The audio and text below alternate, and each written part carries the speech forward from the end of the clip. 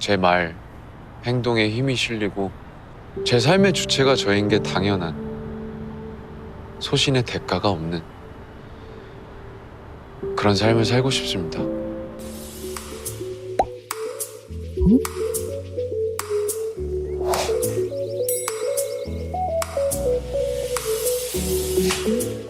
여기 소신의 대가가 없는 삶을 살고 싶다고 외치는 청년이 있습니다. 최근 큰 인기를 얻고 있는 드라마 이태원 클라스의 주인공 박세로이입니다. 이태원 클라스는 장가라는 국내 최고의 요식업 기업 회장으로 인해 삶이 완전히 꼬여버린 박세로이가 그의 소신대로 살면서 장가와 싸워나가는 이야기입니다. 자, 그럼 지금부터 그의 복수 이야기를 들어보시죠.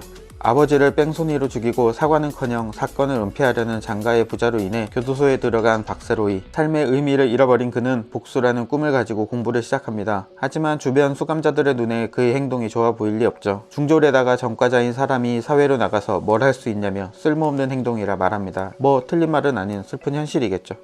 너도 인생 쫑난 전과자잖아. 이씨. 책 읽고 나가서 뭐 할 건데? 또 가다? 뭐냐 무슨? 나가! 하지만 이 말에 박세로이는 맞서 싸우기로 합니다. 안 될 거라고 미리 정해놓고 그래서 뭘 하겠어요? 해보고 판단해야지.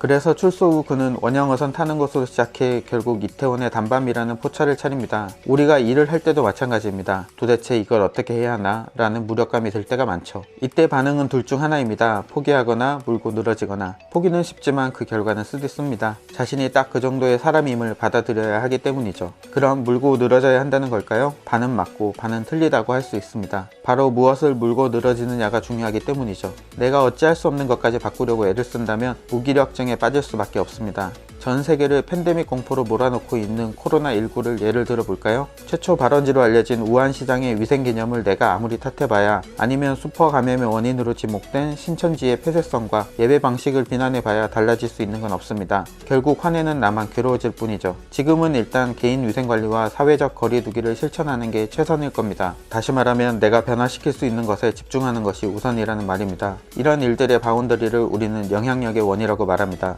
박세로이가 교도소에 수감됐을 때 장가 회장의 자서전을 읽고 또 외우면서 성공 패턴을 각인한 것처럼 말이죠. 그래서였을까요? 가게 오픈 후 직원의 부주의로 미성년자에게 술을 팔았다고 가게가 영업정지되었을 때에도 그는 너무나도 드라마틱하게 이렇게 말합니다.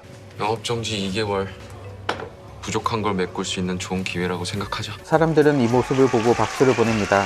그게 옳은 선택이니까요. 드라마에서나 있을 수 있는 일이야 라고 생각하기 전에 비슷한 상황에서 나는 어떤 선택을 했었는지 돌아보게 됩니다. 이 말은 내가 어쩔 수 없는 일에 무조건 포기하라는 뜻은 아닙니다. 궁극적으로는 이를 바로잡기 위해 노력해야만 합니다. 하지만 방법이 중요하다는 말이죠. 나 혼자 아등바등 해봤자 달라지지 않는다면 해결할 능력이 있는 사람들의 도움을 받자. 그런 사람을 찾는 것, 그리고 그가 나를 돕게 만드는 것. 그게 바로 내가 할 수 있는 영향력이라 할 수 있겠죠.